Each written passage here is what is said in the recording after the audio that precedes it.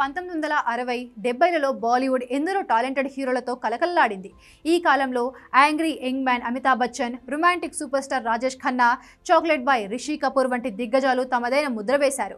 ప్రతి ఒక్కరూ ఒక ప్రత్యేకమైన శైలితో ప్రేక్షకులను ఆకట్టుకున్నారు. అయితే ఈ పరంపరలో ధర్మేంద్ర గారు అందరికంటే భిన్నంగా ఒక వర్స్టైల్ హీరోగా తన ప్రత్యేకత చాటుకున్నారు.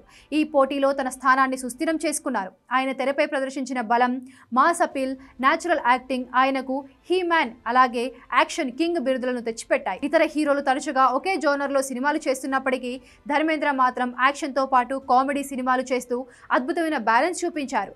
రాజేష్ ఖన్నా ప్రధానంగా ప్రేమ కథలు, ఎమోషనల్ చిత్రాలకు పరిమితమైతే అమితాబ్ బచ్చన్ యాక్షన్ డ్రామాలు, సామాజిక ఇతివృత్తాలతో దూసుకుపోయేవారు. కానీ ధర్మేంద్ర ఒకవైపు షోలే, మేరా గావ్ మేరా దేశ్, ప్రతిజ్ఞ వంటి యాక్షన్ డ్రామా చిత్రాలతో మాస్ ప్రేక్షకులను ఉర్రూతలూగించాడు.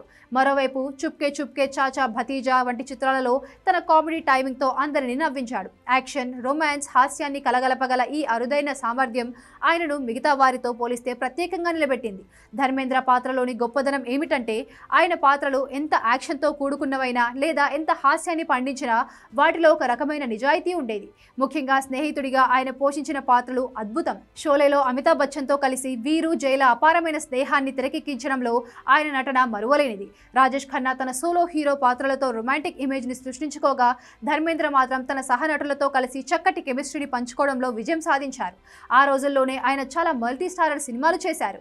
ప్రేక్షకులకు ఆయన స్క్రీన్పై ఒక ఆత్మీయుడిగా, స్నేహానికి నిలువెత్తు రూపంగా, తమకు బాగా కావాల్సిన వాడిగా కనిపించారు. అనేక మంది దిగ్గజాలు బాలీవుడ్ను ఏలినప్పటికీ ధర్మేంద్ర భారతీయ సినీ చరిత్రలో తనదైన చెరగని ముద్ర వేశారు. ఆయన పంజాబీ మూలాలు, సింప్లిసిటీ అభిమానులకు మరింత చేరువయ్యేలా చేశాయి. కామెడీలో ఆయన అమాయకత్వం, యాక్షన్లో ఆయన బలం, రొమాన్స్లో ఆయన పలికించే భావం ప్రేక్షకులను కట్టిపడేశాయి.